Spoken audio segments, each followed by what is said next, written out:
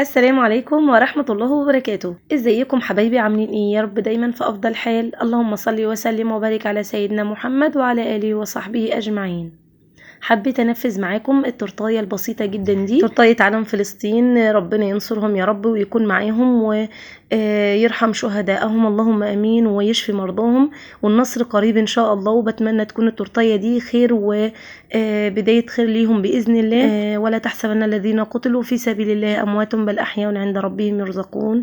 صدق الله العظيم. وربنا يحفظ مصر واهلها وشعبها وجميع الدول العربيه، اللهم امين يا رب العالمين. يجعلها دايما سلمى غنمه يا رب، اللهم امين. ونسمي الله ونشوف التورتيه اللي هنعملها مع بعض النهارده. في البوله بتكون جافه ونضيفه تماما، بنزل فيها ب4 بيضات بدرجه حراره الجو الطبيعي بتاعنا، وعليها بربع كوبايه من الميه من الحنفيه عادي خالص، ونص معلقه من المحسن جل، ومعلقه صغيره من الخل، وكمان سنه من الفانيليا السايله. تقدري تستخدمي البودر وتقدري تستغني عنها خالص، لاني هنستخدم هنا دي الاسبونج الجاهز بيكون فيه كل حاجه، ولكن انا بحب ان انا اضيف الفانيليا. ضفت عليهم ب 400 جرام من الدقيق الاسبونج الجاهز الفانيليا، وعليهم رشه من الملح، دي ما ننساهاش خالص. بعد ما خفقت الخليط بالشكل ده، وطبعا في البدايه مش بنخفق بالمضرب، بنقلب كويس جدا بالراحه من غير ما نشغل المضرب، علشان الدقيق ما يتطرش علينا مره واحده ونلاقي الدقيق بهدل الدنيا حوالين مننا. بعد كده بشغل المضرب بالتدريج بالسرعه الهاديه على العاليه بالتدريج يا جماعه زي ما شايفين مع بعض، وبنخفقه لمده 10 دقايق او حتى ما نوصل للقوام الممتاز او القوام المظبوط بتاعنا، اللي هو بيعمل معانا شكل المنقار ثابت ما بيتحركش. خلاص كده تمام جدا. عايزه اقول لكم كمان حسيت ان القوام بتاعي تقيل شويه، فضفت له ربع كوبايه كمان من الميه، يعني اجمالي الميه اللي استخدمتها على 400 جرام نص كوبايه من الميه. تمام. معايا هنا الصاج اللي هستخدمه صاج مقاس 30 في 40، مبطنه بورق الزبده بدون اي دهن تماما، ورق الزبده وبس، وهنزل فيه بالخليط بتاعي الكريمي المظبوط جدا ان شاء الله. الفرن بتاعنا بيكون مسبق بالتسخين على درجه حراره 200 عالي، بياخد معانا حوالي من 12 ل 15 دقيقه، لان هو بيبقى رقيق جدا، الطبقه بتبقى ضعيفه وصغيره، فمش بياخد مننا وقت طويل في الفرن هنا. وبديله كام تخبيطه كده وتمام. اهم حاجه نسويه مظبوط عشان يطلع معانا السمك مظبوط في كل الاتجاهات بتاعه الصاج. بعد ما خرج من الفرن بالشكل ده، طبعا بختبره بالخله، طالع مظبوط معايا وتمام، اللهم بارك. طبعا مش بنطلعه وقته على طول، بنسيبه بس دقيقتين في الفرن قبل ما نطلعه، بنختبره بالخله، طلع نضيفه وتمام. خلاص كده مظبوط معانا. هنا بقول لكم بقى انا بحط ورق الزبده على الوجه بالشكل ده علشان خاطر يشيل معايا الوجه بسهوله، لكن هنا عايزه اقول لكم ان انا حطيتها متاخر شويه، لان طبعا على ما صورت معاكم وعلى ما طلعته من الفرن فاخد معايا وقت شويه، فعلشان كده مش هيشيل معايا الوجه كله. لكن لو انت حطيتيه مجرد ما تطلعيه من الفرن على طول هيشيل معاكي الوجه كله تمام. عملناه مع بعض قبل كده في الفيديو بتاع الجاتوه اللي كنا عاملينه في عيد ميلاد مريم، ما شاء الله كان مظبوط تمام. لو انتوا حابين تعملوا جاتوه بكل سهوله وبساطه ويطلع منكم كميه محترمه جدا، تقدروا تتابعوا الفيديو ان شاء الله، سيبه لكم في الوصف، وهيظهر معاكم اكيد في علامه الاي. بعد ما قلبت الكيك على الشبكه بالشكل ده علشان اقدر اشيل الورق الزبده اللي موجود في القاع، بيطلع معانا بسهوله جدا. عايزه اقول كمان بالنسبه للبيض اللي استخدمناه في الكيك، نقدر نعمل كميه بيض اقل شويه، مفيش مشكله خالص، يعني نقدر نعمل على 400 جرام 3 بيضات بس او بيضتين لو احنا حابين. لكن انا عندي بعض من اولادي مش بياكلوا البيض، فبحب ان انا ازوده في الكيك والحاجات دي علشان يستفادوا منه. شفنا مع بعض القاع بتاع الكيك عامل ازاي. القاع اللهم بارك حلو جدا جدا، يعني تسويه الكيك ما شاء الله مظبوطه جدا معايا. عايزه اقول لكم كمان ان انا كنت شغلت الشوايه، اخد لون شويه. لو الكيك بتاعك ما اخدش لون تقدري ان انت تشغلي له الشوايه. شايفين بقى نقدر نشيله بايدينا بسهوله او نشيله بالسكينه كده بالراحه خالص، بنعمل بس بنحركه بيتشال معانا بكل سهوله طالما هو طري وتمام، بيتشال معانا بسهوله خالص.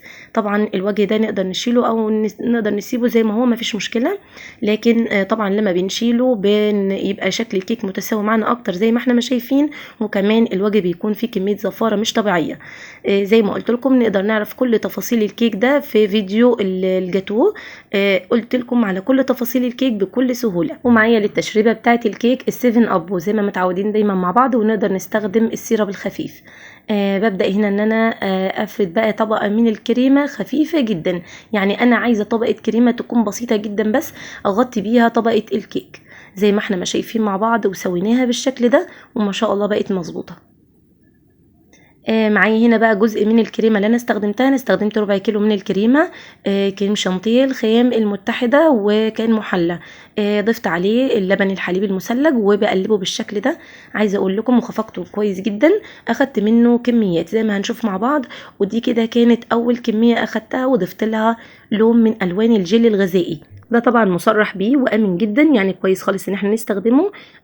بجيبه من عند العطار او من عند بيع مستلزمات الحلواني. تمام جدا، من عند الاماكن اللي بنجيب منها الكريمه او المستلزمات بيع التورت والحاجات دي. ببدأ هنا ان انا احطها في كيس الحلواني او كيس الكريمه، الكيس اللي هو استخدام مره واحده، او نقدر نستخدمه في الوتر بروف زي ما كنا بنستخدم سوا مع بعض. البلبله نقدر نستخدم اي حاجه احنا حابينها. قبل ما ببدا في اي حاجه بعملها بالكريمه بخطط بس رسمه او شكل العلم علشان يبقى مظبوط معايا. والصراحه اللي ساعدني في الموضوع ده هو ابني، يعني ساعدني كده وجاب المسطره ورسم وخطط لي، يعني حدد لي مكان العلم بالظبط. فبدات ان انا امشي على الخطوط اللي موجوده. طبعا اول جزء منه اللي هو الاحمر بالشكل ده، الجزء التاني بالاخضر، وبرضو استخدمت اللون الجل على الكريمه اللي وقت ما وصلت بزود بالتدريج لوقت ما اوصل معايا للالوان اللي احنا شايفينها. ما شاء الله اللهم بارك. عايزه اقول لكم انا كنت هنا بعمل برضو بروزيتات كده صغننه. ابني قال لي طب ما تخليها خط، يعني خط عادي. قلت له تمام خلاص نمشيها خط عادي، وبعد كده ابدا امشي برضو روزيتات صغننه بمشي عليها تاني بالكريمه، بحيث لو لقيت مكان فاضي او مكان فيه فراغ شويه زياده فببدا ان انا اقفله كويس بالشكل ده. كده عملنا جزئين من العلم، نعمل الجزء الثالث بالكريمه البيضاء يعني بدون اي اضافات تماما. وهنا ما كانش ينفع خالص ان انا استخدم ال الكريم باستري او البستر كريم، لانه هنا كان هيديني اللون اللي هو الاوف وايت شويه، وانا هنا محتاجه يكون اللون معايا ابيض صريح. فبالشكل اللي احنا شفناه ما فيش اي اضافات تماما. وبرده في البلبله وفي الكيس بتاعه بستخدمه بالشكل ده.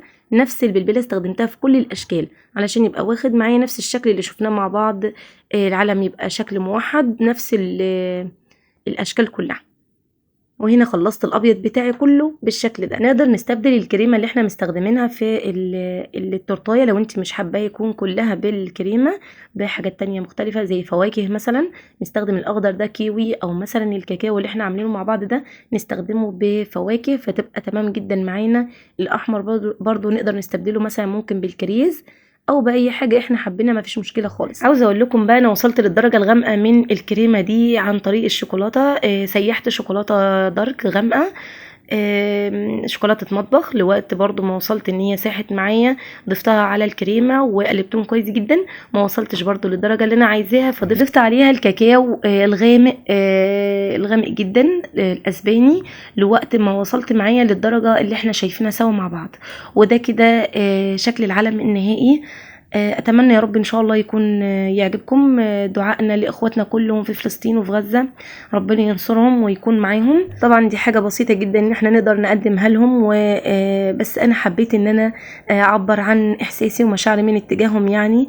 فعملت لهم التورتيه الجميلة دي. اتمنى يا رب يكون نصرهم قريب. كمان دايما متعودين مع بعض ان انا انزل فيديوهات باستمرار، ولكن الصراحة مش حبيت ان انا انزل الفترة اللي فاتت فيديو خالص، وده لاني ما كنتش حابة اسجل ولا اصور ولا اعمل اي حاجة خالص.